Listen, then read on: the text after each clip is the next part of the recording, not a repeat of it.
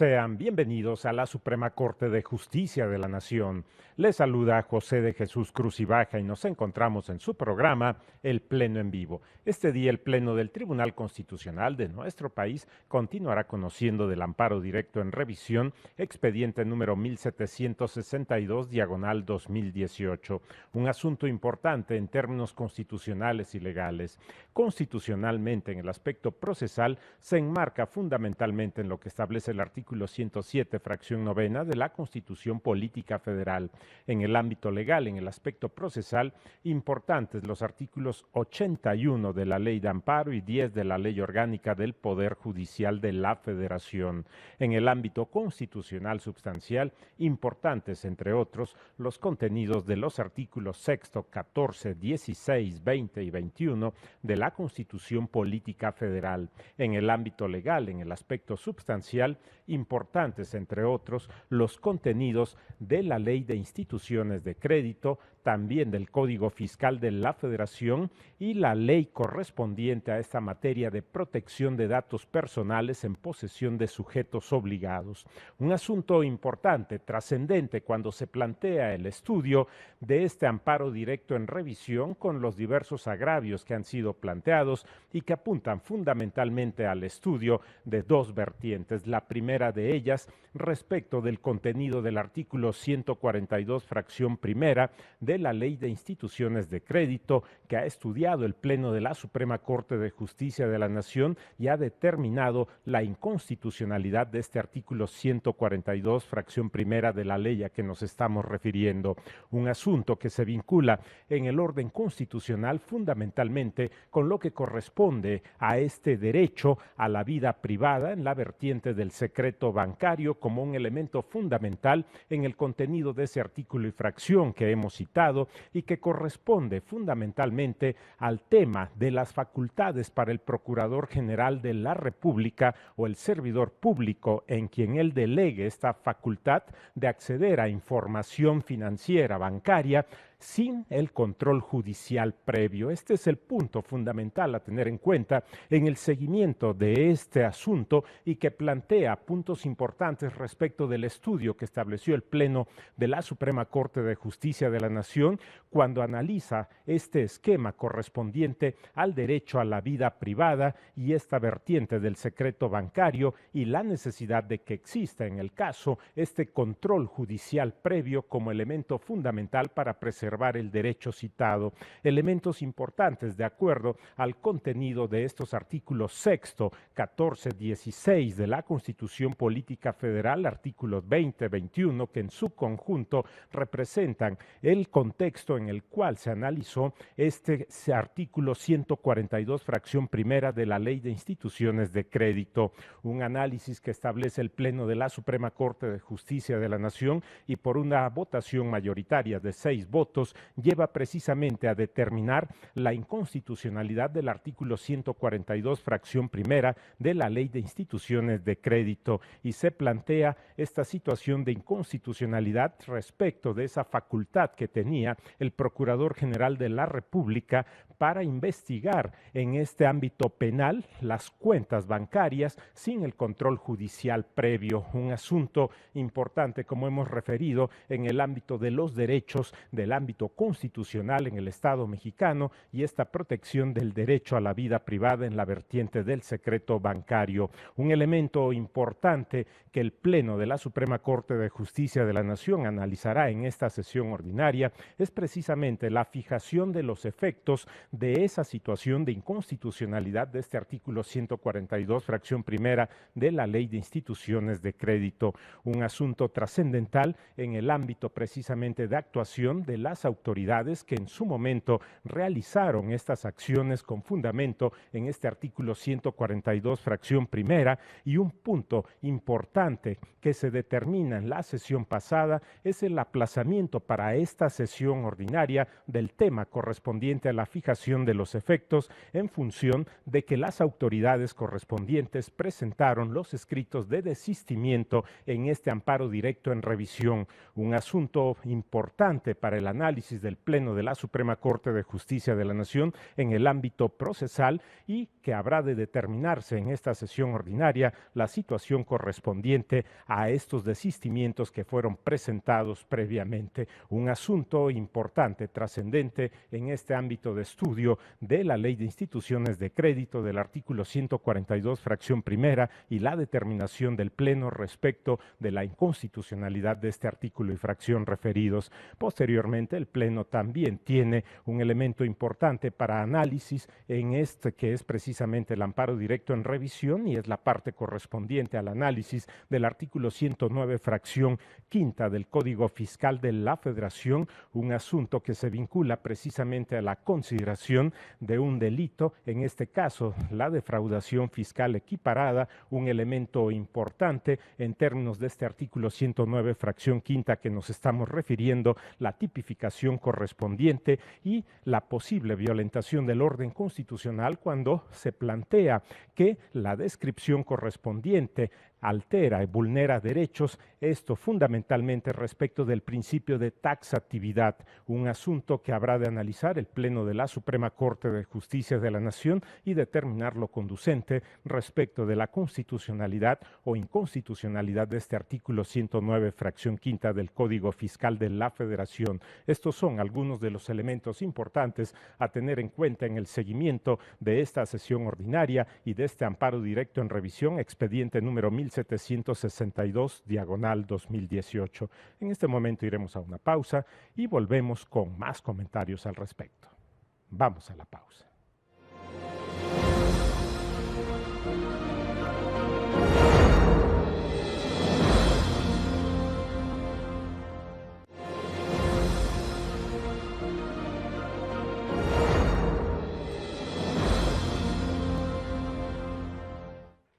Se encuentra todo dispuesto para que dé inicio la sesión ordinaria del Tribunal Constitucional de nuestro país. En este momento, damos paso.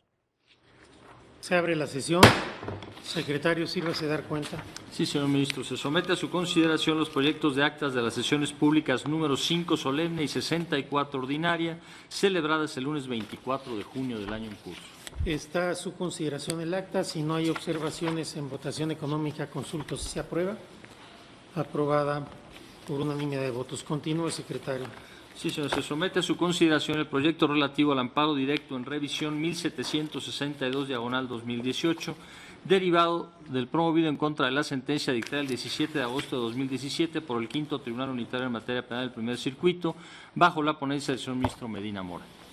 Gracias, secretario. Se había dado cuenta ayer con diversos desistimientos de las autoridades responsables en este asunto y habíamos convenido en resolver el tema sobre estos desistimientos el día de hoy, una vez que las señoras y señores ministros hubieran tenido oportunidad de analizar los escritos correspondientes.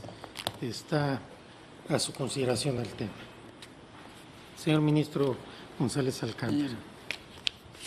Me parece que sí procede tener por desistidas a las autoridades recurrentes, en virtud de que, conforme a la línea jurisprudencial de esta Corte, el desistimiento puede efectuarse hasta antes de que se dicte una sentencia ejecutoriada, y como en el caso ello aún no sucede, debe de acordarse favorablemente dichos desistimientos. Gracias. Gracias, señor ministro. ¿Algún otro comentario? Señora ministra Yasmín Esquivel y después el ministro Franco. Gracias. Yo considero, con relación a los desistimientos que han presentado las autoridades, la Constitución Política de los Estados Unidos Mexicanos establece en su artículo 107 que el juicio de amparo se seguirá, en la fracción primera, se seguirá siempre a instancia de parte agraviada, teniendo tal carácter quien aduce ser titular de un derecho o de un interés legítimo, individual o colectivo, siempre que alegue que el acto reclamado viola los derechos reconocidos en esta Constitución y con ello se efectúe su esfera jurídica, se afecte su esfera jurídica, ya sea de manera directa o en virtud de su especial situación frente al orden jurídico. Por lo anterior, considero que si es a petición de parte la instancia que actúa y a petición de parte esta Corte, también debemos admitir este desistimiento que están presentando las autoridades, tomando en consideración que la sentencia es una unidad que está compuesta de varias partes, que son los antecedentes, las consideraciones, los puntos resolutivos y, por supuesto, los efectos que debe tener esta. Y en la sentencia que estamos analizando, únicamente hemos visto una parte del primer tema. Por lo tanto, desde mi punto de vista, no se ha terminado de analizar la sentencia completa, por lo que procedería a admitir el desistimiento y, en su caso, dejar firme lo que resolvió el colegiado. Es cuanto, presidente. Gracias, señora ministra. Ministro Franco. Gracias, señor presidente. Efectivamente, este Pleno de la Suprema Corte de Justicia de la Nación decidió en una contradicción de tesis que se generó entre la primera y la segunda sala sobre el punto que ahora nos ocupa. La denuncia la presentó la ministra Piña y la resolución le correspondió a la ministra Margarita Luna Ramos. En esa ocasión participamos varios de los que estamos hoy aquí en el Pleno. Sin embargo, también hoy hay dos ministros, ministra y ministro, que no habían participado, pero que ya han hecho uso de la palabra. A mí lo que me parece importante es que en esa ocasión, después de una discusión importante, se llegó a la conclusión de que debería proceder el criterio de la primera sala. Y lo más importante para mí es que en la tesis quedó plasmado y es consecuencia del contenido de la resolución que se tomó, puesto que la ministra Luna Ramos, quien fue la ponente, introdujo varias tesis previas en donde se habla precisamente del tema que se centró en el rubro de la tesis de jurisprudencia. Desistimiento parcial de la instancia en el juicio de amparo procede mientras no se haya dictado sentencia ejecutoria, independientemente de que se hubiera publicado el proyecto de fondo en la página oficial de la Suprema Corte de Justicia de la Nación, y esto se sostiene en el texto de la tesis. Yo aprecio mucho que se nos haya permitido tener el espacio de tiempo para revisar esto, porque yo fui minoría cuando se resolvió la contradicción de tesis. Sin embargo, he sostenido reiteradamente que cuando hay una jurisprudencia del Pleno, yo en lo personal estimo que los ministros estamos obligados a cumplir con el criterio que se determinó.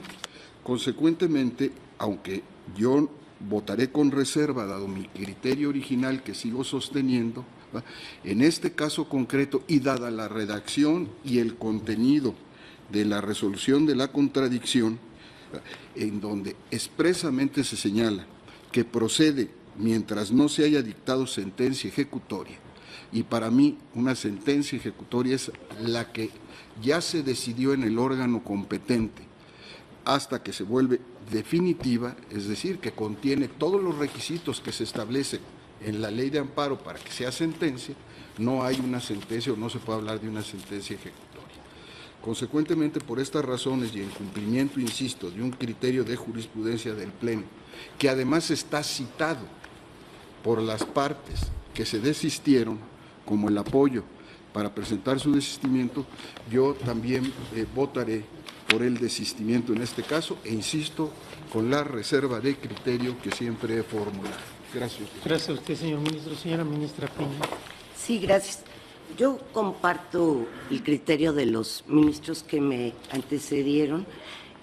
¿Por qué es singular este asunto en particular? Creo que no tendríamos la menor duda que si se desiste el recurrente o el quejoso, se haría lo consecuente a ese desistimiento. En este caso, lo que sucedió es que se discutió sobre el concepto sobre el agravio que hizo valer la recurrente en relación a el pronunciamiento del colegiado sobre la inconstitucionalidad del artículo 142. Según recuerdo, hoy íbamos a ver los efectos que tendría ese pronunciamiento para ver si procedían o no, si el tema, a mi juicio, no estaba concluido. ¿Qué sucede?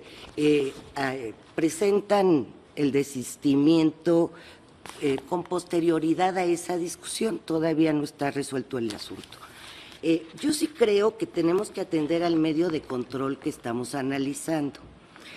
La acción de inconstitucionalidad y la controversia, la ley expresamente dice en el artículo 20, fracción primera, que no puede existir desistimiento tratándose de leyes o normas generales. Aquí lo que estamos analizando es un juicio de amparo, directo en revisión. Entonces, tenemos que seguir las reglas que establece la ley de amparo para este tipo específico de medio de control que estamos analizando. ¿Qué sucede?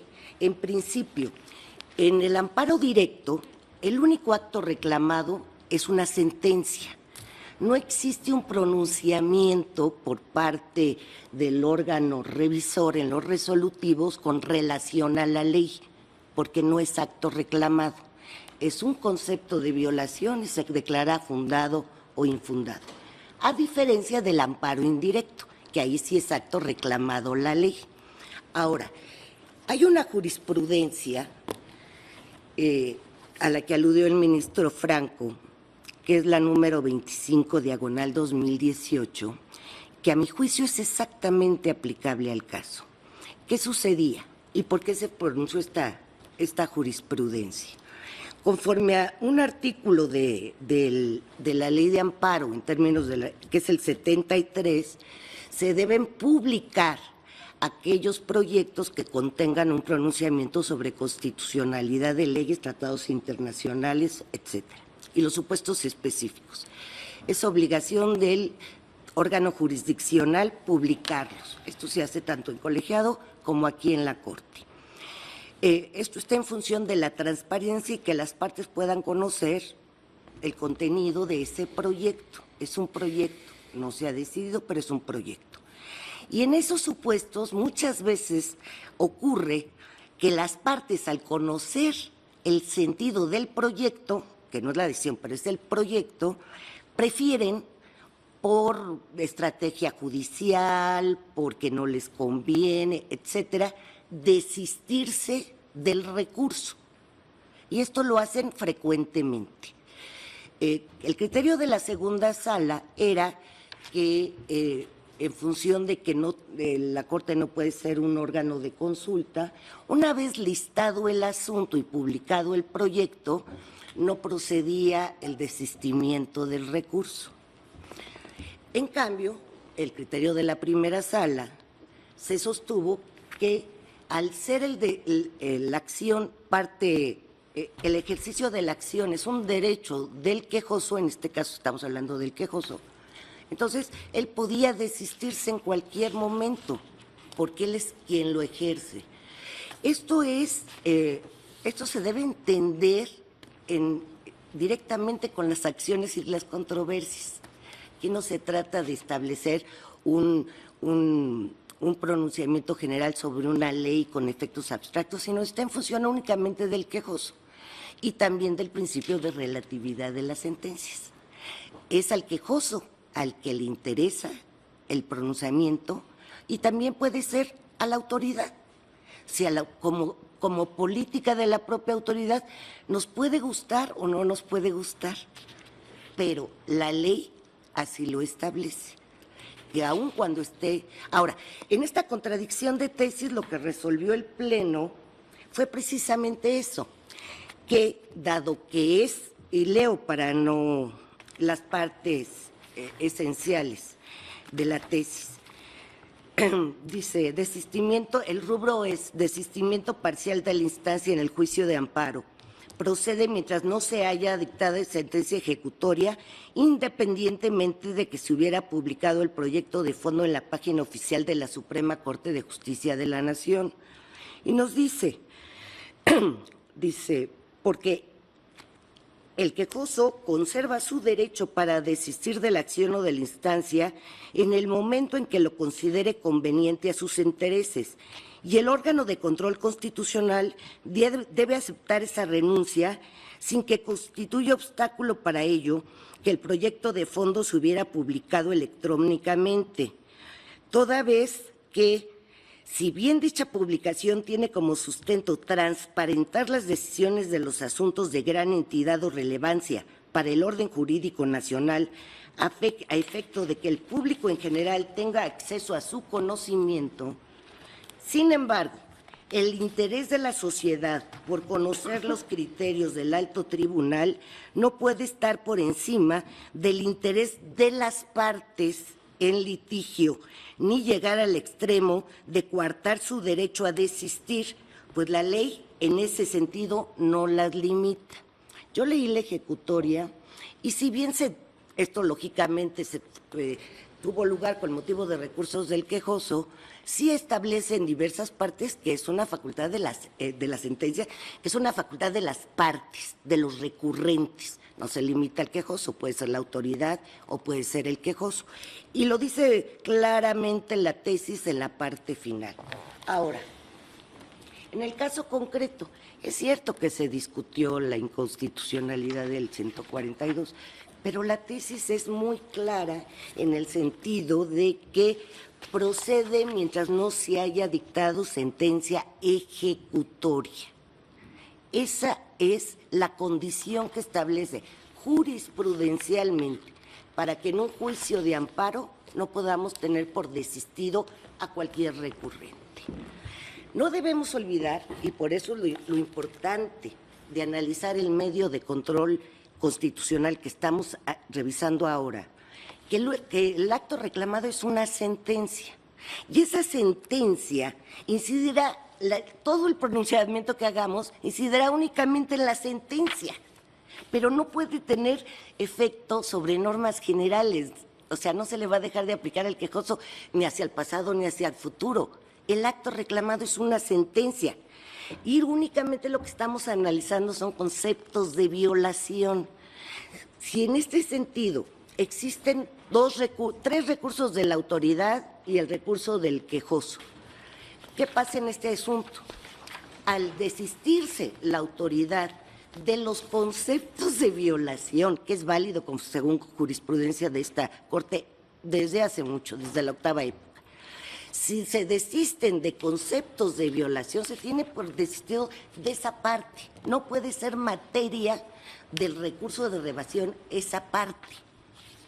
Pero al subsistir el recurso de revisión del quejoso por el artículo 109, fracción quinta del Código Fiscal de la Federación, la materia de lo que estamos analizando será precisamente analizar la constitucionalidad o inconstitucionalidad del 109.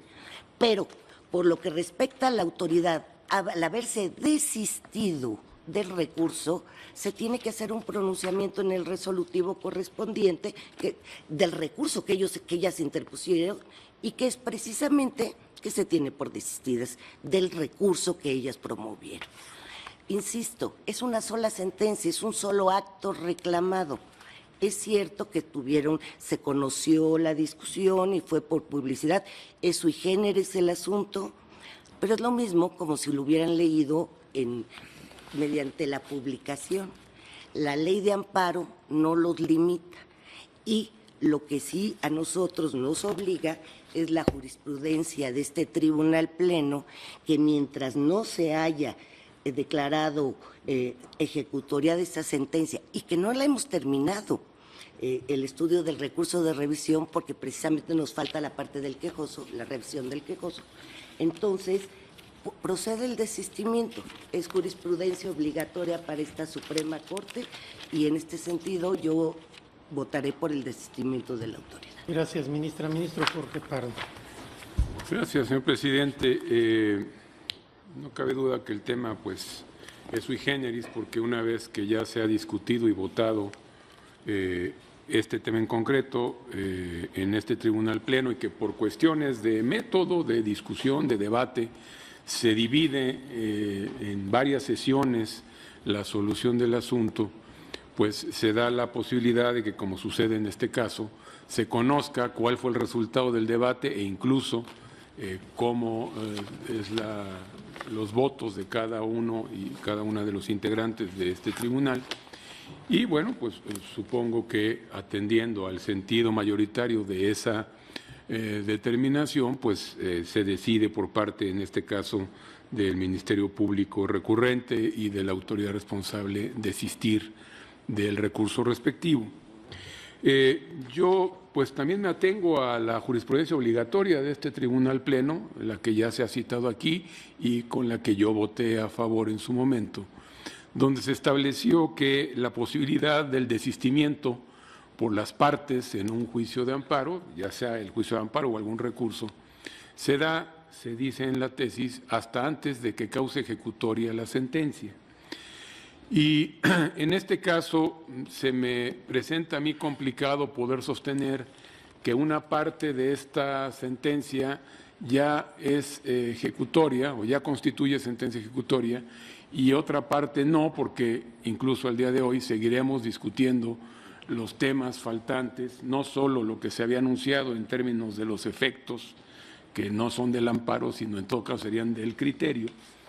Pero también hay todavía otro aspecto relacionado con un diverso precepto que fue cuestionado de inconstitucional, respecto al cual se ocupó el tribunal colegiado y que aún no ha sido materia de estudio por parte de este tribunal pleno.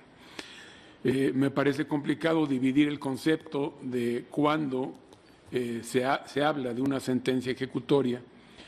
Entiendo que por razón de método y de orden práctico se divide el debate según los temas que presenta el asunto.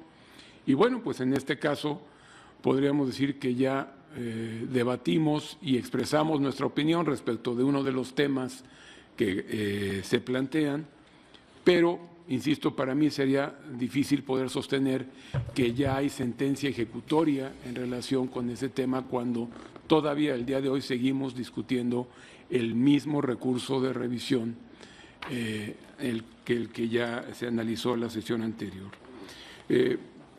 Entiendo que entonces el criterio, si esta fuera la posición mayoritaria, sería en el sentido de que el asunto o causa ejecutoria la sentencia o constituye, mejor dicho, sentencia ejecutoria, hasta el momento en que se termina o se culmina el debate y análisis de todas las cuestiones planteadas en el asunto respectivo y que pues, finalmente se pasa a otro asunto o se ordena finalmente la notificación de la resolución tomada por el Tribunal Pleno. Asumo que ese es el criterio. Yo sobre esas bases estaría sobre la idea de que sí procede, en este caso, acordar el desistimiento presentado y para pues, los efectos que procedan, ya sería cuestión de analizar qué ajuste requeriría el proyecto o la resolución en su momento, pero yo estaría a favor de esa postura. Gracias, señor presidente. Gracias, señor ministro. Señor ministro Pérez Dayán. Gracias, señor ministro presidente.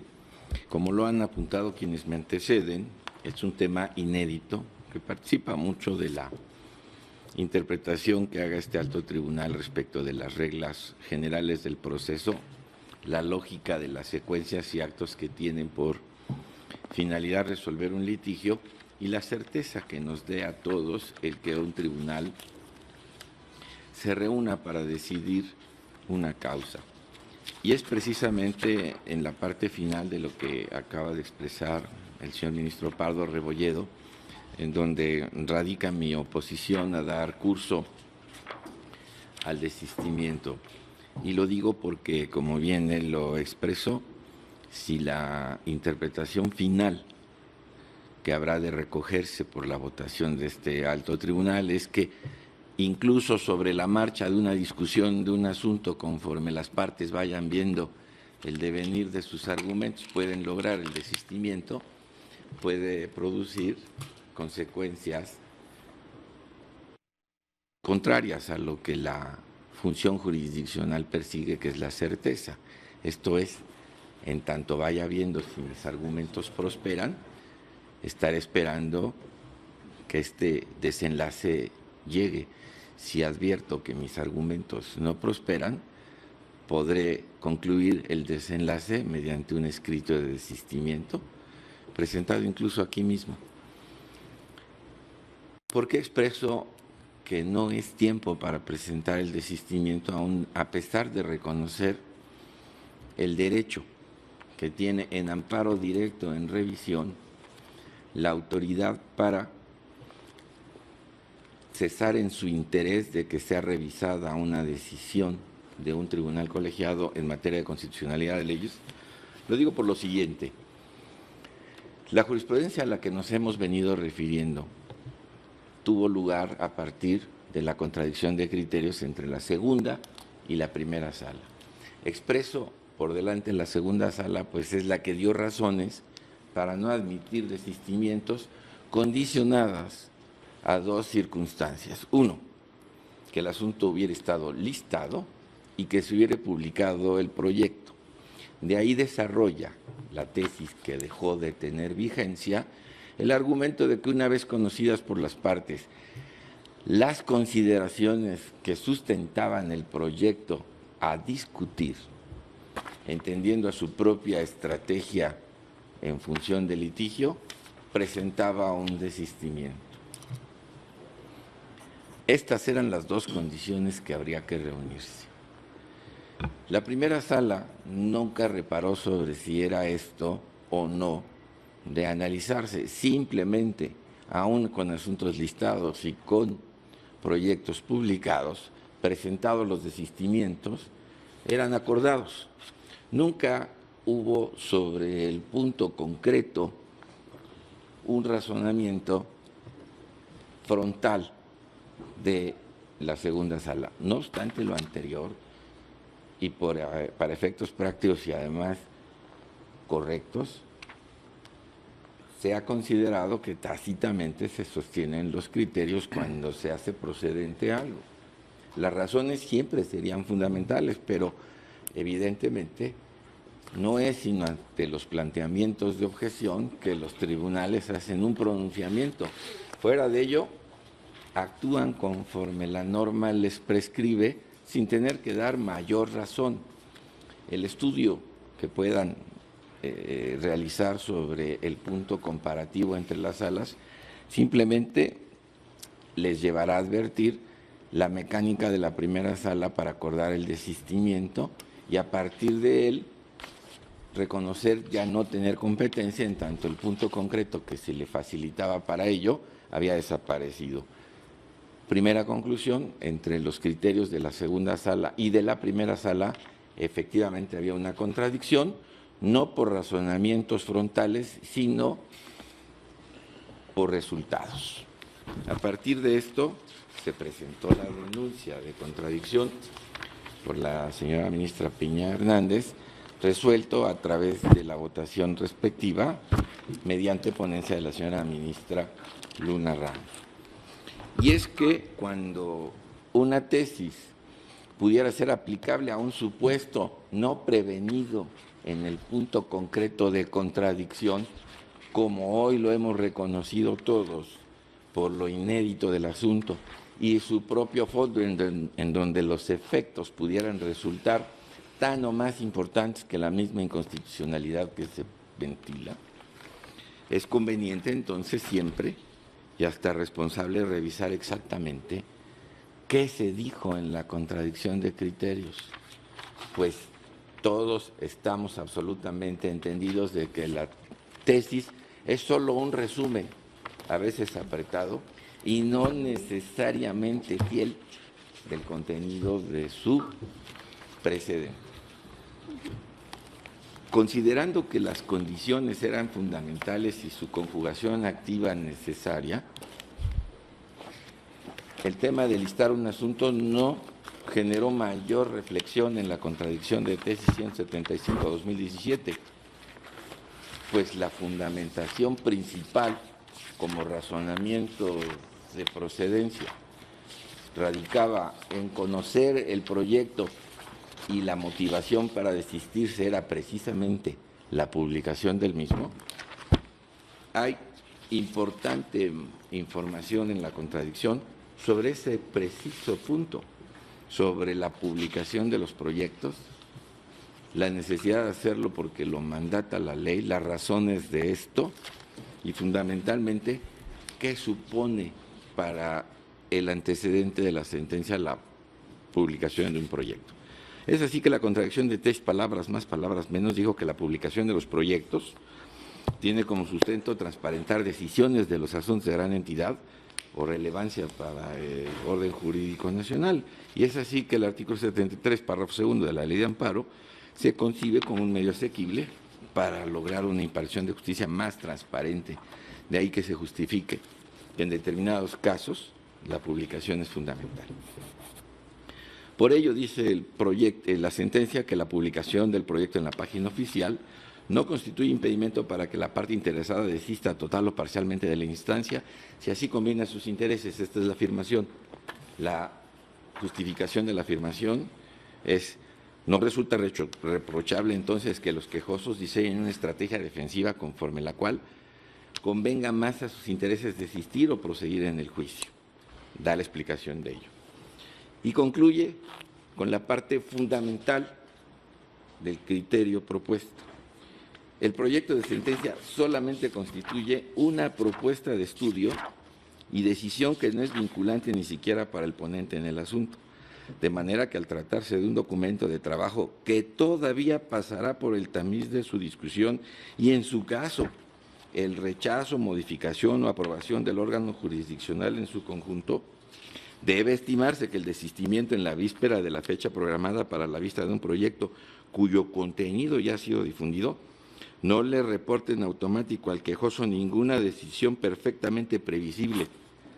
Reitero, no le reporte en automático al quejoso ninguna decisión perfectamente previsible, sino que únicamente le permite el conocimiento del punto de vista del ponente, y ello por lógica no puede tener el significado del desahogo de una consulta, pues este tipo de respuestas por definición son aquellas que permiten conocer el parecer o dictamen que por escrito de palabra se da acerca de algo.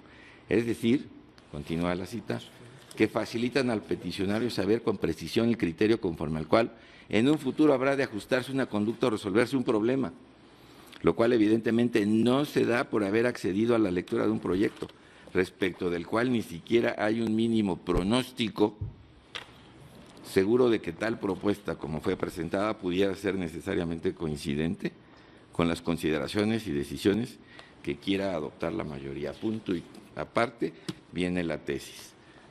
Me parece que la evidencia dejada por la lectura, por lo menos a mí me aclara que lo que en el momento se esgrimió para conformar el criterio final es que, tratándose de un simple proyecto, y aunque se haya difundido, no es una decisión perfectamente previsible.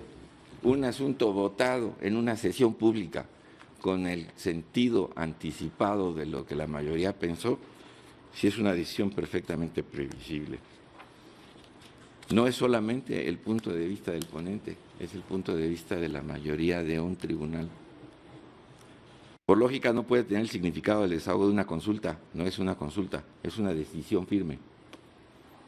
Pues este tipo de respuestas por definición son aquellas que permiten conocer el parecer o dictamen que por escrito de palabra se da acerca de algo, es decir, que facilitan al peticionario saber con precisión el criterio conforme al cual en un futuro habrá de ajustarse. Esta decisión es una que puede claramente establecerle a las partes cuál es la conducta a la que habrán de ajustarse. Es más que evidente que la contradicción de tesis así vista parecería difícil justificar que una vez votado un sentido pudiera ofrecerse un desistimiento.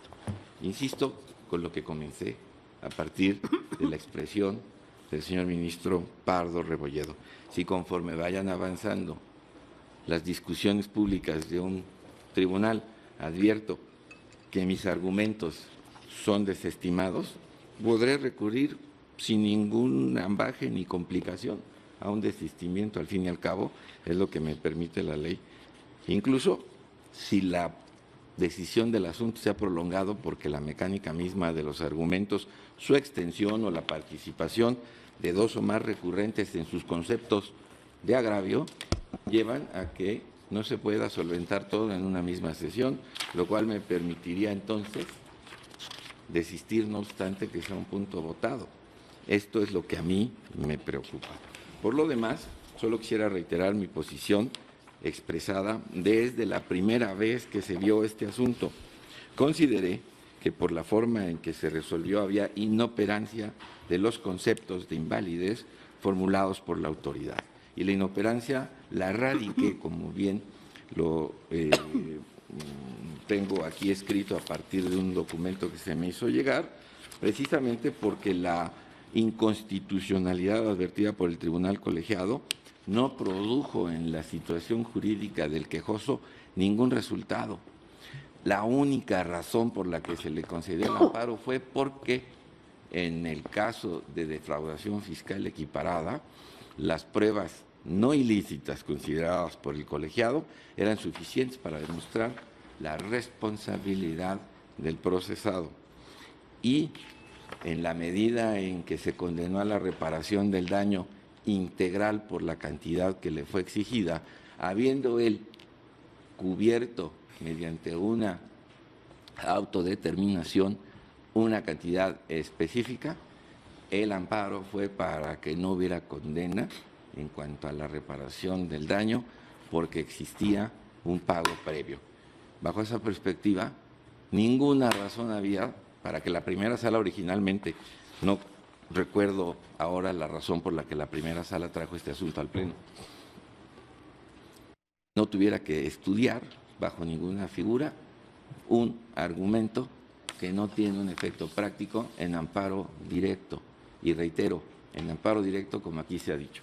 Por tal razón, y precisamente preocupado por lo que puede significar que con el devenir de una discusión se me dé la oportunidad de desistirme cuando vea que estoy perdiendo, es por lo que creo que la decisión colegiada, como aquí se toma, debe tener por lo menos un punto de firmeza, y ese punto de firmeza es que activar a las instituciones para decidir el derecho supone esperar el resultado y respetarlo. Gracias, señor presidente. Gracias, ministro. Ministro Gutiérrez. Gracias, ministro presidente. Bueno, sin duda esta ha sido una discusión muy interesante. Yo he meditado mucho sobre este asunto. Primero, existe la jurisprudencia ya muy citada, no voy a abundar mucho en ella, simplemente cuando se emite una jurisprudencia, se emite un criterio general que se va aplicando a casos análogos. La tarea de este tribunal es ver si estamos ante un caso análogo en donde se debe de aplicar la jurisprudencia. Por eso los hechos se vuelven muy importantes en este tipo de análisis que hacemos, como bien dijo la ministra Piña. Yo llego a una conclusión diferente y me parece que la jurisprudencia que ya hemos citado no aplica a este caso concreto. Y sí quiero dejar asentado que de aquí en adelante, cuando se me presente un asunto similar a este, votaré como voy a anunciar en este momento. Yo estoy en contra de permitir el desistimiento, porque me parece que en este caso en particular los hechos son muy importantes. ¿Qué sucedió en este caso? Se presenta un proyecto original, el proyecto no prospera, hay un desechamiento y un retorno del asunto. El asunto se le retorna al ministro Medina Mora, quien presenta un nuevo proyecto en el sentido de la mayoría o lo que se suponía que iba a ser la mayoría en ese entonces. Este nuevo proyecto se presenta, ya es el segundo proyecto que se presenta a este pleno, y se empieza a discutir y se van tomando las votaciones. Se llega a analizar el artículo 142 en sus diferentes fracciones, se toma la votación sobre la inconstitucionalidad del precepto, la votación resulta 6-5, queda asentado en el acta de la sesión pública número 63, acta que se votó el día de ayer por unanimidad de todos los ministros presentes, y en el acta se refleja lo que se discutió en la sesión del jueves pasado. ¿Y qué se dijo? Una vez tomada la votación, el ministro presidente dice algo que a mí se me hizo muy puesto en razón. Normalmente este asunto ya se hubiera desechado. Es decir, no se desecha porque el ministro Medina Mora amablemente se hace cargo del engrose y para efectos de ese engrose vamos a estudiar, valga la redundancia, los efectos. Queda la duda si la votación para la parte de los efectos va a ser con 6 ministros o va a ser con 12 ministros. Y yo me pregunto, si no tenemos una decisión ya tomada, ¿cómo podemos avanzar con 6 ministros? Es más, 6 ministros no es lo suficiente ni para el quórum de este tribunal. Entonces, a mí me parece que en este caso tenemos una decisión que de no haber sido retorno, hubiera sido desechado el jueves. Entonces, por el hecho de existir un retorno, por el hecho de discutir algo que solo requiere la mayoría de la mayoría para fijar el engrose que el ministro Medina Mora amablemente decidió hacerse cargo, se le permite un desistimiento a las autoridades. Yo creo que en este caso particular no aplica la jurisprudencia porque ya tenemos una cosa juzgada, es decir, ya tenemos un desechamiento. Esto quedó reflejado en el acta de la sesión pública número 63 del jueves, que se votó ayer. En el acta, bueno, primero se dice, el señor ministro presidente Saldívar Lelo Larrea sometió a votación y se refleja que se sometió a votación. Se sometió a votación el apartado 6º relativo al estudio de fondo en su cuestión primera. El artículo 142, fracción primera de la Ley de Instituciones de Crédito vulnera el derecho a la vida privada en la vertiente del secreto bancario. Y sigue con lo que se votó, cómo salió la votación, 6-5, que todos lo conocemos. Y luego dice, por tanto, dado el ofrecimiento del señor ministro Medina Mora, ponente, de formular en el engrose conforme a la votación mayoritaria, la votación definitiva deberá indicar. Y sigue el acta. Se aprobó por mayoría de 6 votos de los señores, y lista cómo se votaron. Finalmente refleja el señor ministro presidente Saldívar Lelo Larrea, consultó si los efectos se votarían por todos los integrantes de este tribunal pleno o solo por los integrantes de la mayoría. Es por eso que me lleva a la conclusión que este caso en particular es distinto y no podemos aplicar la jurisprudencia que yo comparto, por cierto, a este caso en particular. Me parece que ya tenemos una votación, me parece que si no hubiera sido retorno el asunto ya se hubiera desechado. Y me cuesta trabajo pensar que el retorno le otorgue un plazo adicional a las partes para desistirse de una votación ya definitiva y de una cosa juzgada. Me parece que un desistimiento es previo a una decisión de este tribunal y no correctivo de una decisión de este tribunal. Desde mi punto de vista, en este caso particular, hay cosa juzgada. Hay una votación definitiva, como lo refleja el acta que se votó ayer por unanimidad de todos los integrantes del Pleno. Y es por eso que en este caso el sentido de mi voto sería en contra del desistimiento que se presentó desde mi punto de vista ya fuera de tiempo. Gracias, ministro. Gracias, ministro. Ministro Luis María Aguilar. Gracias, señor ministro presidente.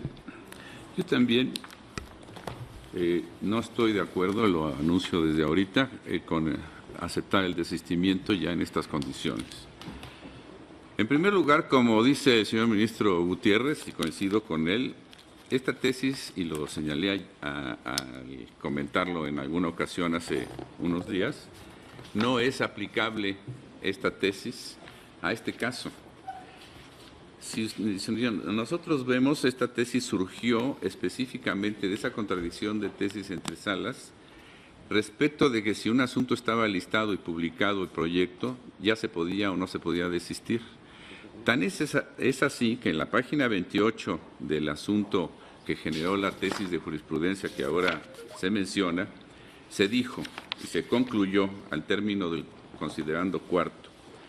Es así que la materia de la presente contradicción de tesis consiste en dilucidar si resulta procedente en esta instancia el desistimiento parcial del recurso en la parte relacionada con el tema de constitucionalidad de leyes, una vez publicado el proyecto de fondo y listado el asunto para sesión.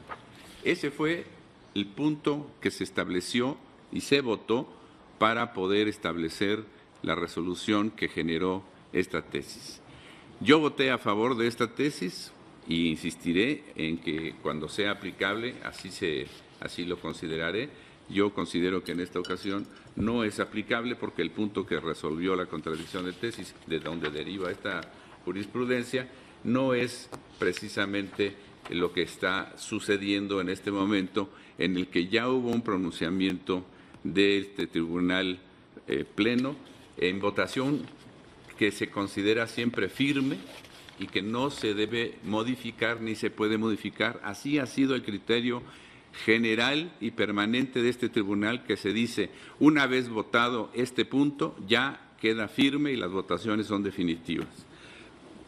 En ese sentido, y conste que yo no voté a favor de la inconstitucionalidad del artículo 142, porque yo consideré, entre paréntesis lo comento, que con eso se evitaba la posibilidad de la investigación de los delitos a que se refiere el artículo 21 constitucional en un sistema democrático, en lo que no estamos, o no estaba yo con el ánimo de defender a la autoridad, sino de defender al sistema democrático mexicano en su lucha en contra de la delincuencia.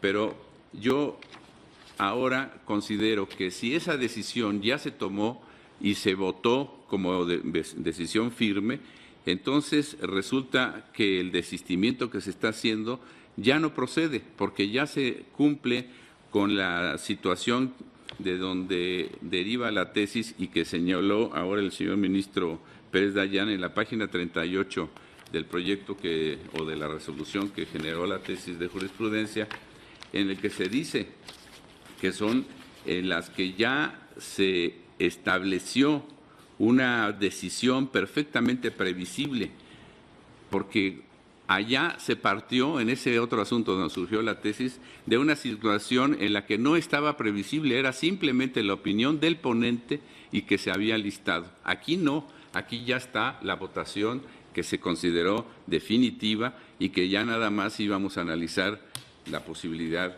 de los efectos y quiénes iban a participar. Por eso yo creo que, como en alguna ocasión lo ha comentado el señor ministro Gutiérrez también adecuadamente, esto no se trata de que vengan aquí a hacernos consultas y a ver cómo les va pareciendo el asunto, y conforme se va resultando las votaciones, se van desistiendo porque ya resolvieron su consulta y aunque no les haya sido favorable, ya resolvieron el asunto que les interesaba. Yo considero que una vez que se ha tomado una decisión, como ya se tomó en este punto, ya no procede el desistimiento.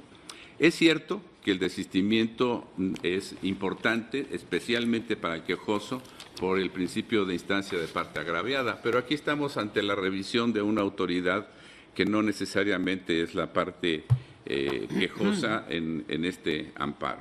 De esta forma, para sintetizar, yo considero que una vez que se ha tomado esta decisión, que yo no compartí, por cierto, ahora se tiene que considerar como firme, definitiva, y por lo tanto el desistimiento ya no procede. Y por lo tanto la tesis que sostendré en su caso no es aplicable al caso concreto. Gracias, señor presidente. Gracias, señor ministro. ¿Alguien más quiere hacer uso de la palabra? Bueno, pues entonces, ¿quiere hablar, ministro Lainez? No. Bueno, voy entonces a pronunciarme sobre el asunto. Yo siempre me he sentido obligado por la jurisprudencia, de esta jurisprudencia que se ha citado, yo voté con la mayoría, pero siempre me he sentido obligado a votar como ordena la jurisprudencia del Pleno, incluso cuando he estado en minoría. Lo que hago en esos casos es que emito un voto aclaratorio para explicar que estoy votando obligado por la jurisprudencia. Y a mí me parece que la jurisprudencia dice lo que dice y es clarísima. El desistimiento se puede dar en cualquier caso y en cualquier momento mientras no haya sentencia ejecutoria. Y la pregunta entonces, ¿este asunto hay sentencia ejecutoria? Me parece que es clarísimo que no lo hay. Y si no lo hay, la jurisprudencia es aplicable. Obviamente que si la jurisprudencia tuviera que aplicarse siempre exactamente a los mismos hechos y a los mismos supuestos normativos, pues sería prácticamente jurisprudencia de caso. Y la jurisprudencia mexicana genera normas de carácter general, como decía y decía bien el ministro Gutiérrez, si se aplica o no se aplica a diferentes supuestos. A partir del supuesto de la publicación o no, la Corte generó un criterio. El desistimiento se puede dar en cualquier momento hasta que no haya sentencia ejecutoria. Y se nos dice, ¿qué hubiera pasado si se hubiera retornado? Bueno, el hubiera no existe y argumentar sobre argumentos contrafactuales pues es siempre complicado. Pero vamos a suponer que hubiera retorno y hubiéramos después discutido el retorno. En ese retorno las partes también podrían desistirse.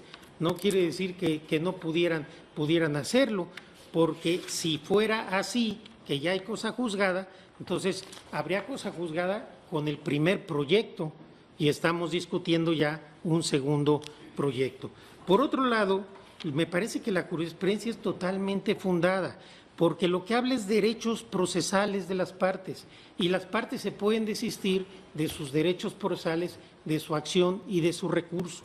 Un tribunal solo puede actuar cuando hay una controversia, y la controversia se da cuando hay una acción, y la instancia se da cuando hay una acción en un recurso.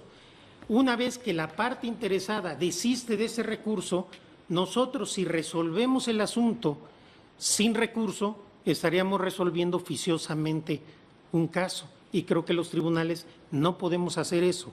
El único supuesto en el cual podemos decidir que no se puede desistir es cuando la ley expresamente lo establece por razones de orden público, que se da exclusivamente en acciones y en controversias, en normas de carácter general. En amparo siempre se pueden desistir las partes, el quejoso, la autoridad, el tercero interesado, cualquier parte que así lo decida.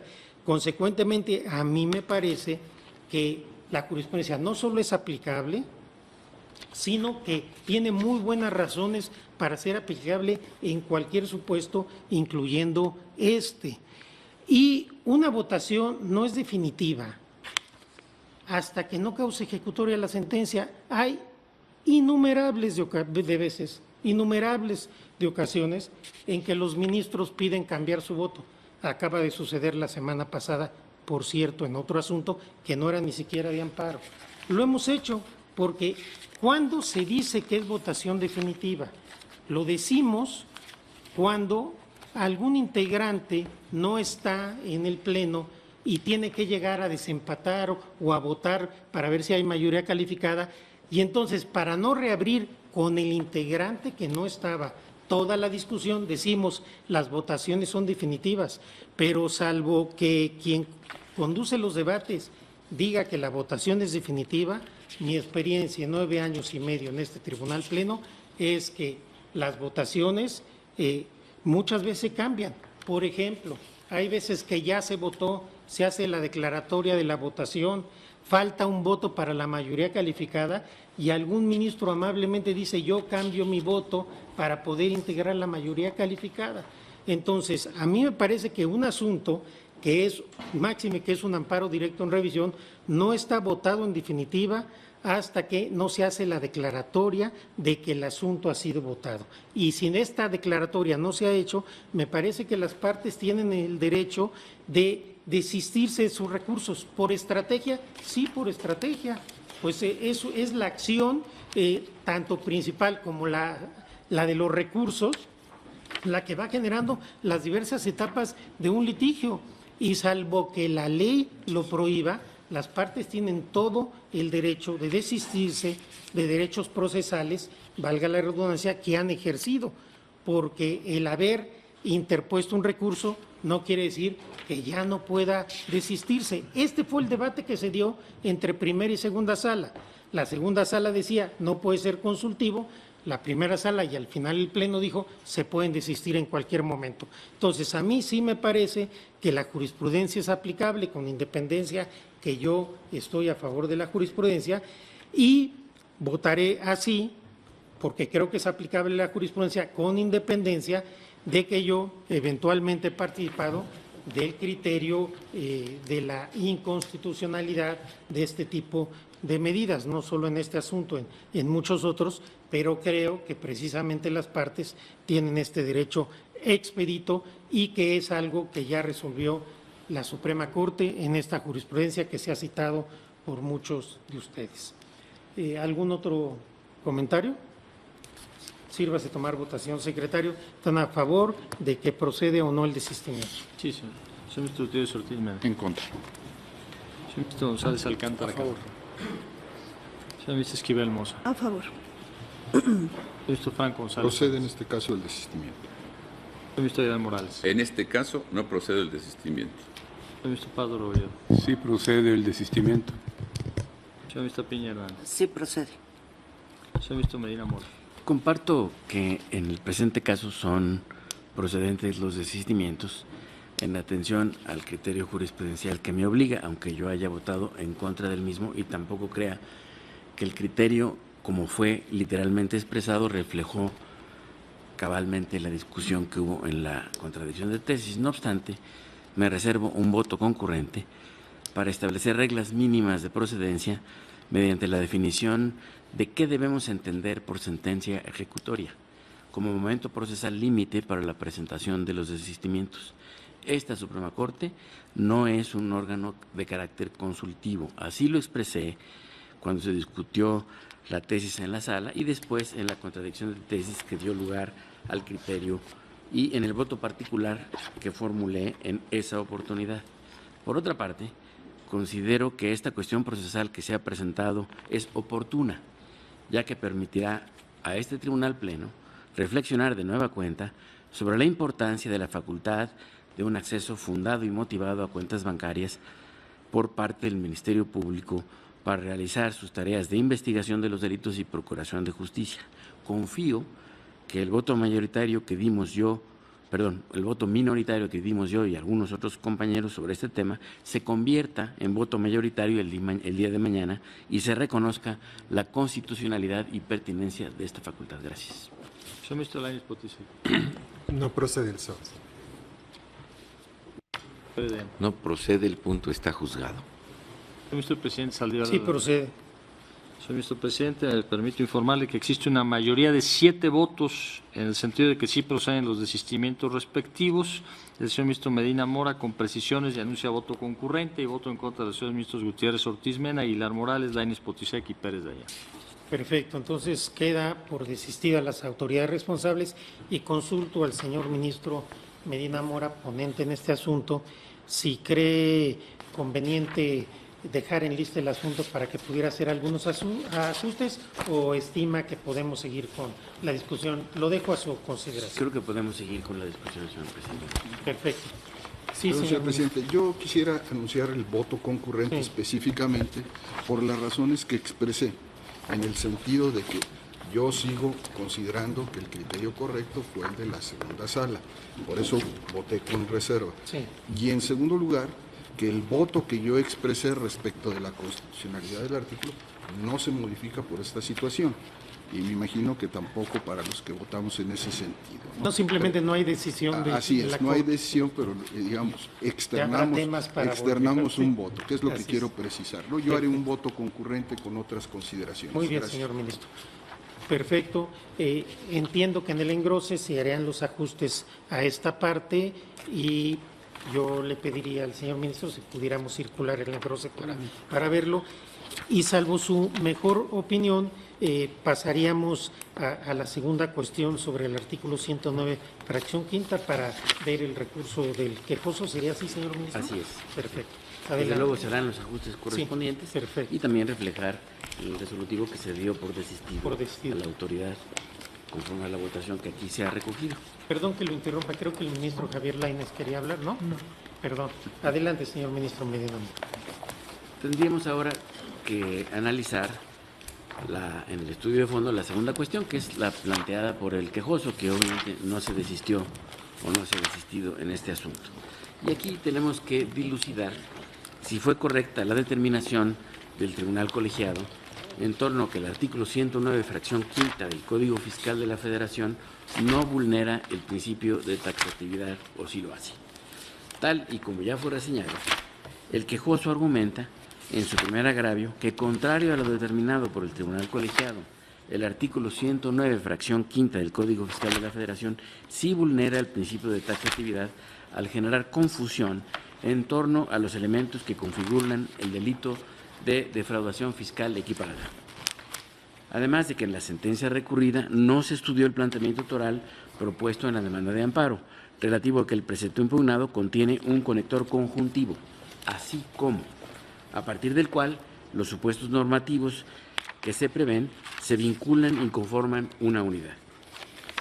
Los planteamientos de referencia son parcialmente fundados en virtud de las siguientes consideraciones. El mandato de taxatividad supone la exigencia de que el grado de determinación de la conducta típica sea tal que lo que es objeto de prohibición pueda ser conocido por el destinatario de la norma sin duda alguna. Sin embargo, lo anterior no implica que para salvaguardar el principio de exacta aplicación de la pena, el legislador deba definir cada vocablo o locución utilizada al redactar algún tipo penal, toda vez que ello tornaría imposible la función legislativa. En el caso, tenemos que el artículo 109, fracción quinta del Código Fiscal de la Federación, vigente al momento de los hechos por los que fue juzgado el quejoso en 2012, establece. Artículo 109. Será sancionado con las mismas penas del delito de defraudación fiscal quien, fracción quinta, sea responsable por omitir presentar por más de 12 meses las declaraciones que tengan carácter de definitivas, así como las de un ejercicio fiscal que exijan las leyes fiscales dejando de pagar la contribución correspondiente. Fue acertada la conclusión del tribunal colegiado en torno a que el precepto impugnado no transgrede el principio de taxatividad, pues la descripción típica no resulta vaga, imprecisa, abierta o amplia, al grado de permitir arbitrariedad en su aplicación, que justamente es lo que prescribe dicho principio constitucional. Sin embargo, el Tribunal Pleno considera que la interpretación efectuada de dicho precepto en la sentencia recurrida es contrario al principio de exacta aplicación de la ley penal y por lo mismo amerita la modificación de la sentencia. Mientras que la conducta punible, atendiendo al texto expreso del precepto impugnado, consiste en que los agentes activos sean responsables por omitir presentar por más de 12 meses las declaraciones que tengan carácter de definitivas, así como las de un ejercicio fiscal que exijan las leyes fiscales, dejando de pagar la contribución correspondiente. Este tribunal no comparte la interpretación que efectuó el órgano colegiado, pues no es acorde con el texto expreso del texto del precepto impugnado y de avalarse se vulneraría el principio de exacta aplicación de la ley penal, conforme al cual la autoridad jurisdiccional debe abstenerse de interpretar los tipos penales por simple analogía o mayoría de razón y, tratándose del legislador, impone la emisión de normas claras, precisas y exactas respecto de la conducta reprochable, así como de la consecuencia jurídica por la comisión de un ilícito. Si bien la propuesta inicial de redacción del precepto impugnado utilizaba la expresión "o", finalmente quedó redactado con la conjunción "así como", y por lo mismo, al ser este el texto el que se encuentra sujeto a control constitucional, es el que debe tomarse como referente para constatar la voluntad que finalmente quedó plasmada en la ley. De igual forma, la viabilidad o no de que en plano fáctico exista la mayor o menor probabilidad de que se actualice la conducta típica en los términos exactamente previstos por el legislador, no puede ser fundamento para soslayar el principio de exacta aplicación de la ley penal, máxime cuando este alto tribunal ha sido consistente en referir que las circunstancias fácticas particulares o hipotéticas no pueden ser sustento para determinar la regularidad constitucional de una norma general. Dado que la interpretación efectuada por esta Suprema Corte es diversa a la que se efectuó en la sentencia recurrida, conforme al proyecto que propongo, procede modificar esta última y devolverle jurisdicción al tribunal colegiado a fin de que se pronuncie de nueva cuenta sobre los aspectos de legalidad en los que incida la interpretación establecida en esta resolución respecto del artículo 109, fracción quinta del Código Fiscal de la Federación vigente en 2012. Es cuanto, presidente. Gracias, señor ministro. Ministro Javier Lainez. Gracias, ministro presidente. Yo no comparto el proyecto en esta parte, a diferencia del anterior. Yo no creo que se violente el principio de exacta aplicación de la ley, y mucho menos, y ahí entiendo que el proyecto coincide, el de taxatividad. Como ya lo señaló el ministro ponente, está impugnado en amparo el artículo 109, que señala que será sancionado con las mismas penas del delito de defraudación fiscal quien, fracción 5, sea responsable por omitir presentar por más de 12 meses las declaraciones que tengan carácter de definitivas, coma, así como las de un ejercicio fiscal que exijan las leyes fiscales, coma, dejando de pagar la contribución correspondiente. Me referiré primero a la interpretación gramatical que nos propone el proyecto. Yo no comparto que la interpretación, que la locución, así como, necesariamente sea sinónimo, como nos lo propone el proyecto, si entendí bien, de y, siempre una i conjuntiva. Conforme al diccionario de la Real Academia Española, el así como también puede ser una locución adverbial que denota comparación y que tiene otras acepciones. Pero yo diría, aun cuando se considerara o que quisiéramos utilizar el así como sinónimo de y, yo no estoy de acuerdo en que forzosamente tenga que ser siempre en adición a, es decir, sumar. Por ejemplo, si yo digo, los alumnos deberán asistir al laboratorio lunes, miércoles, así como viernes, es evidente que es una Y conjuntiva que suma y que tienen que asistir los 3 días, o sea, suma. Pero si yo digo, los alumnos podrán asistir al club los lunes, los miércoles, así como los viernes, no forzosamente tienen que ser los 3 días. Es decir, el así como se interpreta mucho dependiendo de la parte inicial de la frase o la oración que están sustentando. Y el texto del artículo 109 dice, será sancionado con las mismas penas del delito de defraudación fiscal quien sea responsable y tiene 2 conductas claramente definidas. Omitir presentar por más de 2 meses las declaraciones que tengan carácter de definitivas. Y la segunda conducta es las de un ejercicio fiscal que exijan las leyes fiscales. Ahora, yo dejo al lado la interpretación gramatical porque pues va a haber innumerables ejemplos, pueden ser en un sentido o en otro. Según la teoría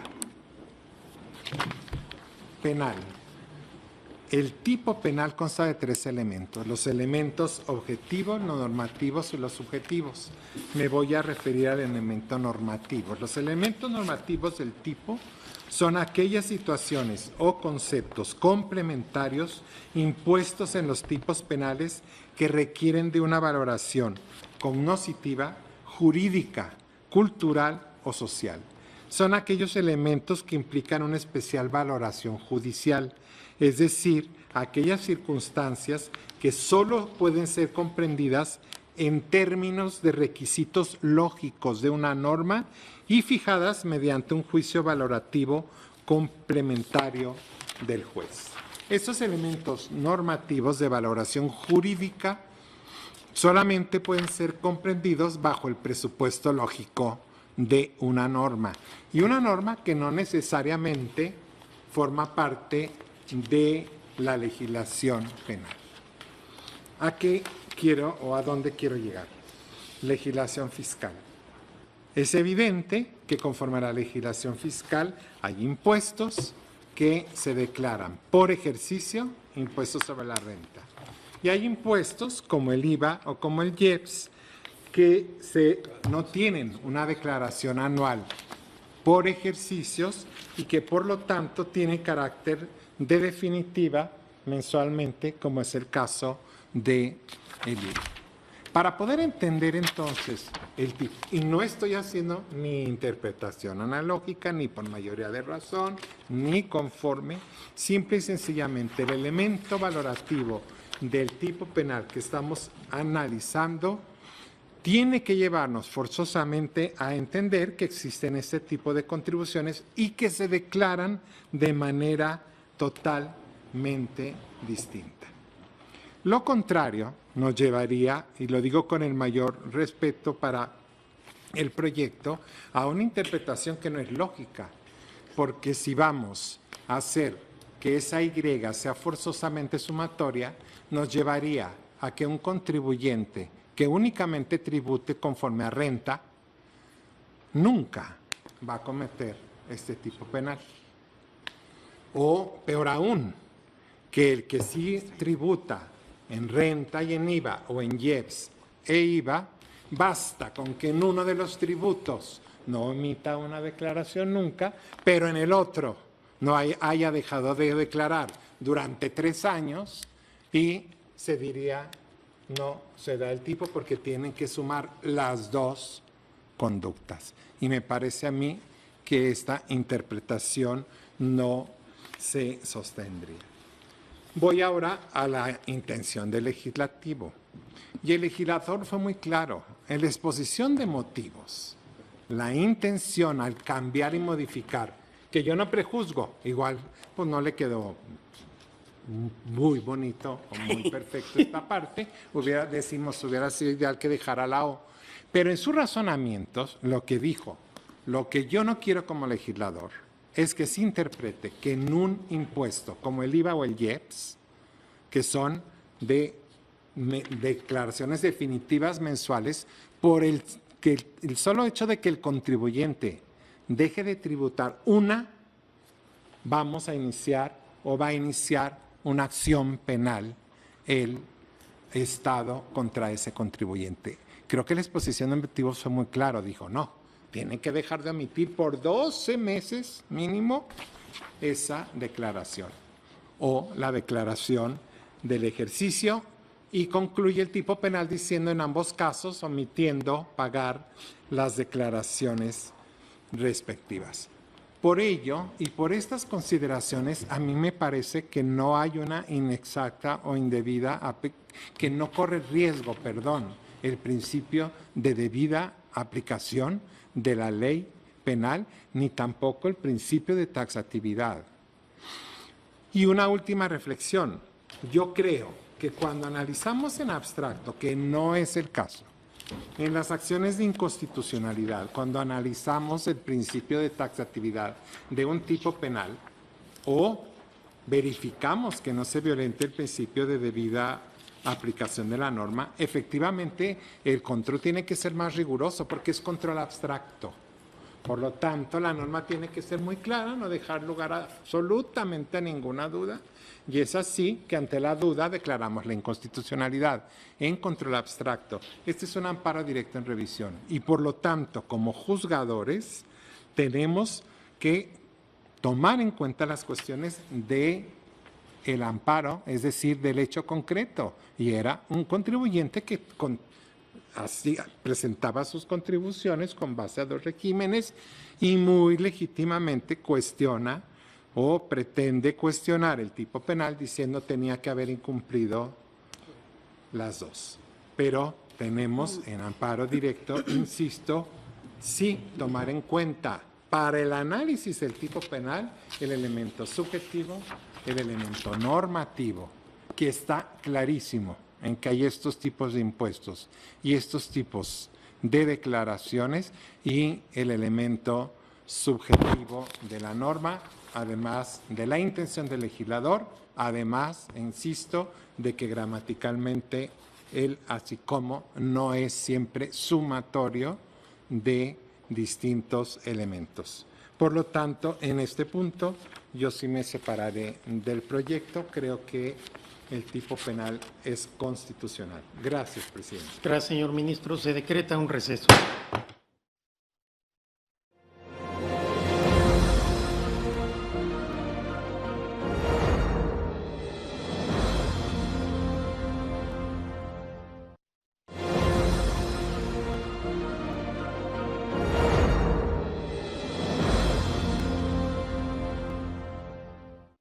Se reanuda la sesión.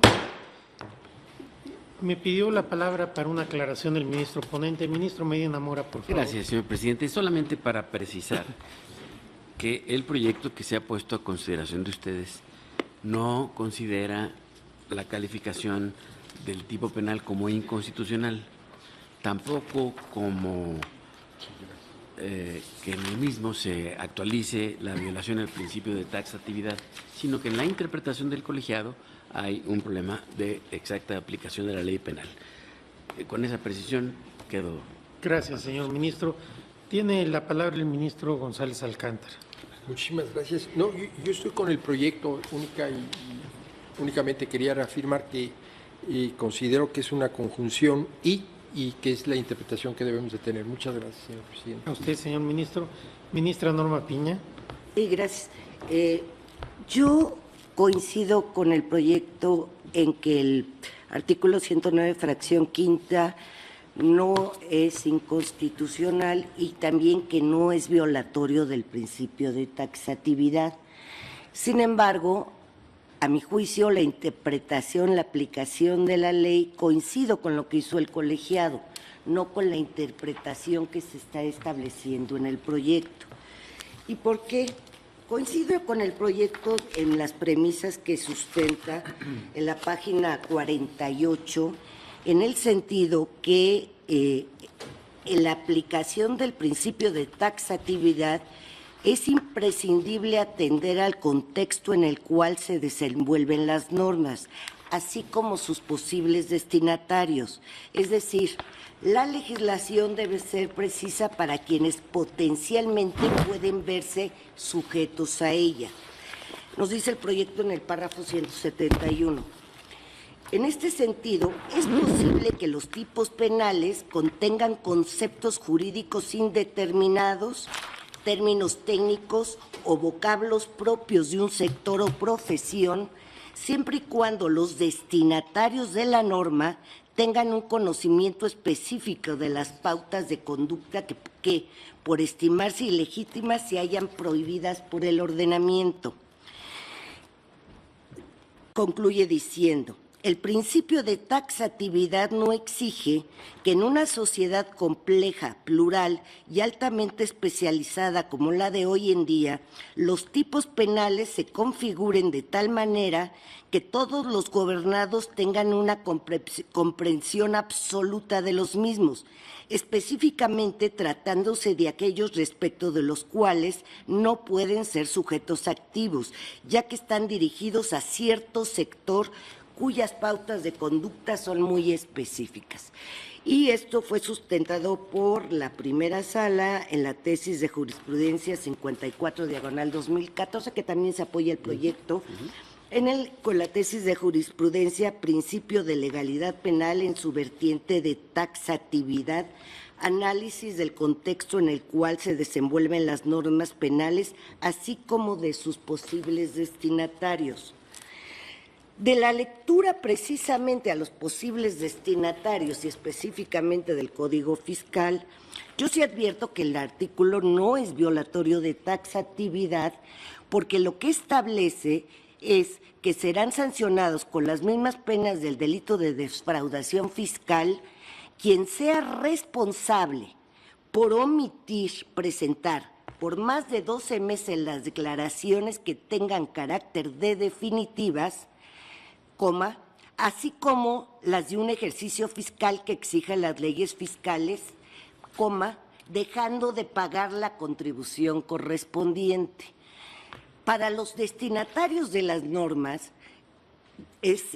saben que hay tanto declaraciones que tienen carácter de definitivas como declaraciones que se hacen con relación a un ejercicio fiscal que exijan las leyes. Los destinatarios de las normas saben esta cuestión.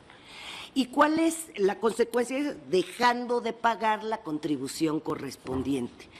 Por eso, en esta interpretación, que para mí es clara para cualquier contribuyente o destinatario de la norma, yo coincido en que no es violatorio del principio de taxatividad, pero con la interpretación con la que se desprende, a mi juicio, del propio artículo, y que fue lo que refirió el ministro Lainez.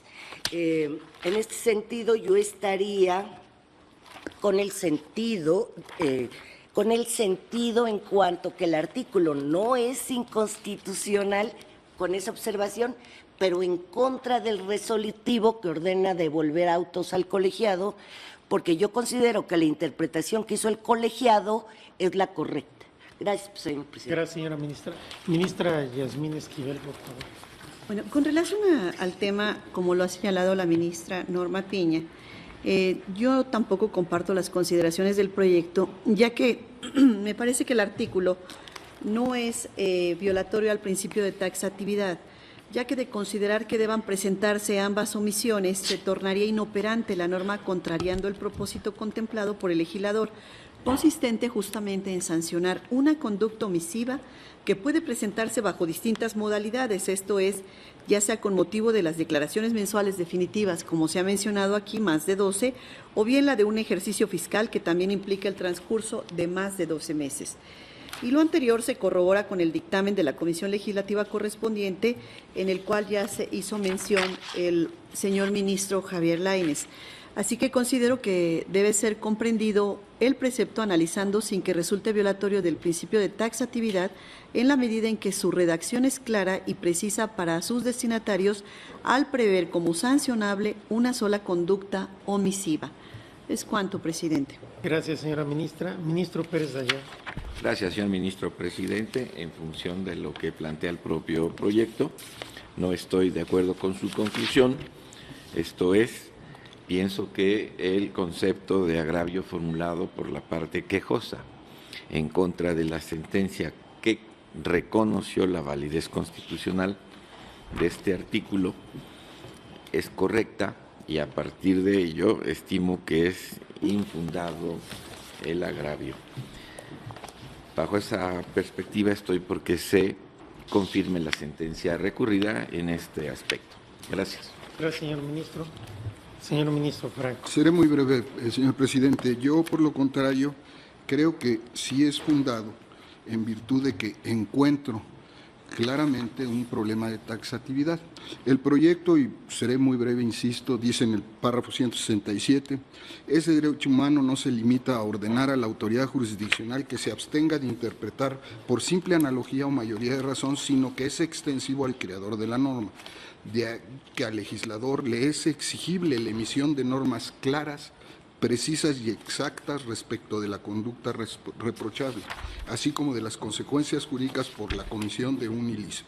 Esta descripción no es otra cosa que el tipo penal, el cual debe estar claramente formulado. A mí me parece que esta discusión o este debate que estamos teniendo pues pone de manifiesto que no es precisamente claro, atendiendo al principio de taxatividad, ¿no?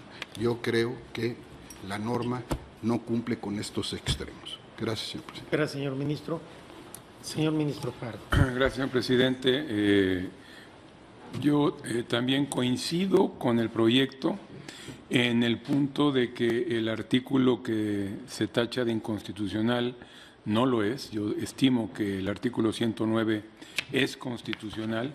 Sin embargo, no comparto la interpretación que propone el proyecto y con base en la cual se propone devolver al tribunal colegiado para que se ajuste a esa interpretación. Yo estaría por la constitucionalidad del precepto y por confirmar los argumentos que expuso el tribunal colegiado para llegar a esa conclusión y, en consecuencia, que son infundados los agravios al respecto. Gracias, señor presidente. Gracias, señor ministro. Señor ministro Luis María Aguilar. Yo, en principio, estoy con el proyecto como lo formula el señor ministro.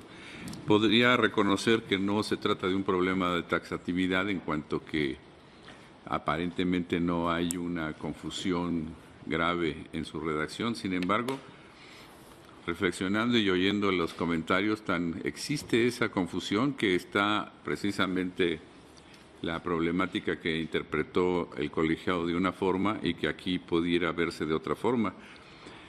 El así como, hay quienes lo interpretáramos como y otros como o, para tratarse entonces de dos conductas típicas que pudieran sancionarse. Yo desde ese punto de vista prefiero inclinarme más entonces por considerar que la disposición, el precepto sí viola el principio de taxatividad precisamente porque no tiene esa claridad que se requiere para poder dejar sin lugar a dudas, y más en materia penal, cuál es realmente la conducta que debe entenderse como sancionable. Además de que, para mí, independientemente de esto, para mí sancionar porque en una parte no se haya cumplido con las obligaciones fiscales, pero se haya cumplido con otra, pueda generar una conducta de tal gravedad que implique la comisión de un delito, no obstante que la finalidad última que se busca en esta materia es la recaudación, con la que finalmente se cumplió, aunque se hayan omitido algunas consideraciones. En este sentido, yo estoy por la inconstitucionalidad de la norma y porque no se cumple con el principio de taxatividad. Gracias. Gracias, señor ministro. ¿Algún otro comentario?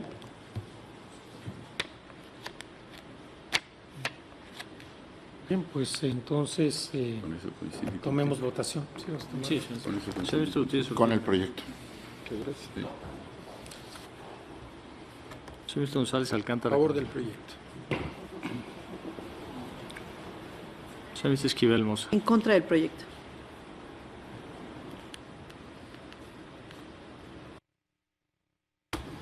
Señor ministro Franco González Salas. Considero que es fundado el agravio que se refiere a violación al principio de taxatividad. En los mismos términos que el ministro Franco. Estoy a favor del proyecto solo en la parte en que considera constitucional el precepto y por consideraciones distintas y apartándome de la interpretación que propone el proyecto. Señor ministro Piña Hernández. Estoy contra el sentido del proyecto y estoy por confirmar la sentencia del colegiado.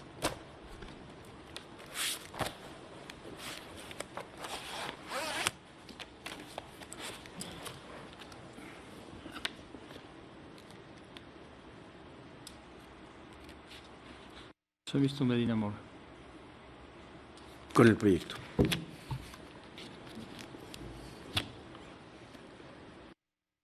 Señor ministro Lainez Potisek. En contra. Sí, sí, por la constitucionalidad, sí, pero en contra de la interpretación. Señor ministro Pérez de Aya. En contra, infundado el agravio.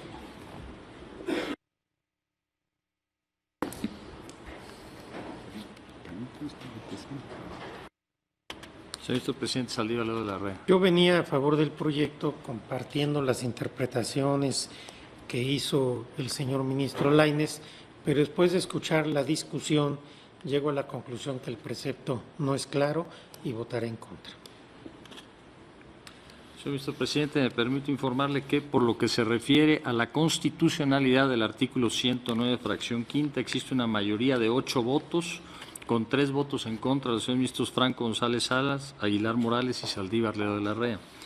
Y por lo que se refiere a la interpretación que sostiene el sentido del análisis de constitucionalidad, existen 5 votos en contra de la interpretación contenida en el proyecto. De los señores ministros Esquivel Moza, Pardo Rebolledo, Piña Hernández, Lainez Potisek y Pérez Dayán. Pues el problema que tenemos ahora, ¿cómo se va a interpretar el precepto? Porque estamos hablando de un tipo penal. Señor ministro ponente, ¿qué sugiere? Porque algunos sí fueron explícitos, pero algunos de los integrantes de la mayoría no. Entonces creo que sí sería muy relevante. Señor ministro Pardo. Presidente, pues creo que aquí, aplicando el principio que hemos aplicado en otros asuntos de la mayoría, entiendo que hay 8 votos en el sentido de que el artículo es constitucional. Y de esos 8, hay 5 que se apartan de la interpretación que propone el proyecto. Así es.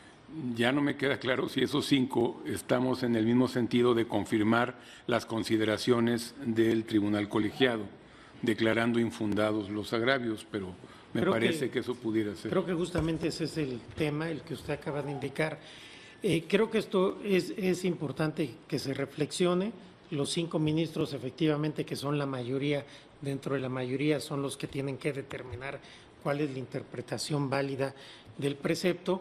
Voy a levantar la sesión para abrir un espacio de reflexión sobre este aspecto, porque sí me parece de la mayor relevancia e importancia que quede claro para todos los justiciables cuál es el sentido y la interpretación válida del precepto, y voy a convocar a las señoras y señores ministros a la próxima sesión solemne conjunta del Pleno de la Suprema Corte de Justicia de la Nación y del Consejo de la Judicatura Federal el próximo jueves a las 10:30 de la mañana, en que tomaremos protesta a diversos jueces federales y posteriormente tendremos nuestra sesión pública ordinaria.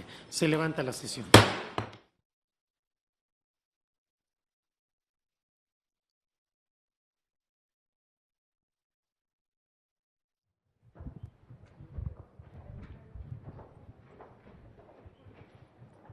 Concluyó la sesión ordinaria del Tribunal Constitucional de nuestro país, donde el Pleno avanza en el estudio de este asunto, amparo directo en revisión, expediente número 1762/2018, con el análisis que se establece del artículo 109, fracción quinta del Código Fiscal de la Federación, un asunto donde se plantea el estudio del principio de taxatividad y si existe o no violación a este principio de orden constitucional de acuerdo al contenido de este artículo 109, fracción quinta, y punto importante respecto de la interpretación que en su momento se planteó en el tribunal colegiado que correspondió conocer de este asunto. En el tribunal que conoció de este asunto, un punto importante en función precisamente del análisis de esta figura del principio de taxatividad y la interpretación que debe realizarse del contenido de la fracción quinta cuando plantea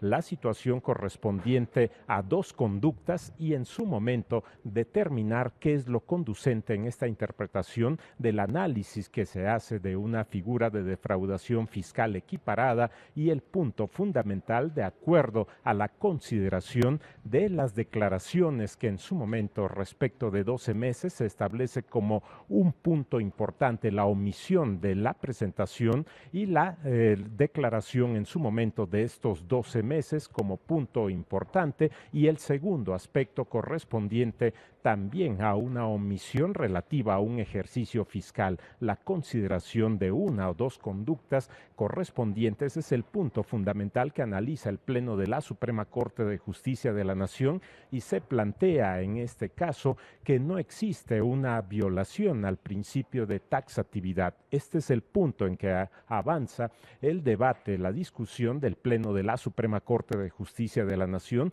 El asunto no ha concluido aún, pero se plantea ya un avance en esta votación que determina el Pleno de la Suprema Corte de Justicia de la Nación con una votación de 8 votos respecto de que no existe violación al principio de taxatividad y se determina precisamente la constitucionalidad del artículo 109, fracción quinta, y está pendiente precisamente la interpretación que debe realizarse en el ámbito de estas 2 conductas que se establecen en lo que corresponde al contenido de la fracción quinta del artículo 109, un asunto importante en el ámbito precisamente de la taxatividad en un primer momento, y en este momento el asunto se ubica precisamente en determinar cuál es el alcance de esta interpretación respecto de las conductas en el ámbito de este delito de defraudación fiscal equiparada y hasta dónde alcanza precisamente al contenido del artículo que se plantea como punto fundamental 109, fracción quinta,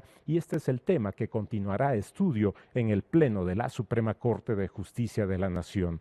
También elemento importante en esta sesión ordinaria ha sido el análisis que se planteó de los desistimientos que en su momento fueron promovidos por las autoridades correspondientes en el ámbito de este amparo directo en revisión, expediente número 1762/2018. Las autoridades autoridades correspondientes plantearon los desistimientos y fue el tema que en un primer momento analizó el Pleno de la Suprema Corte de Justicia de la Nación.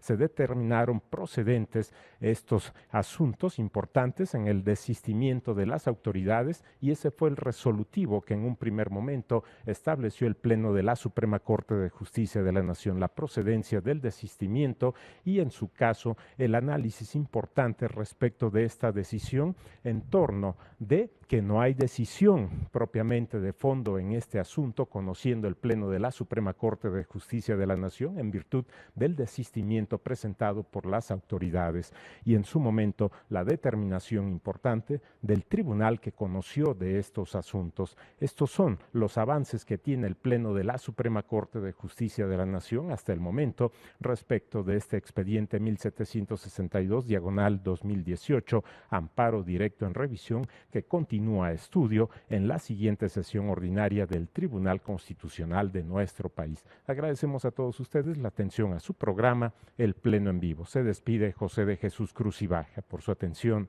gracias.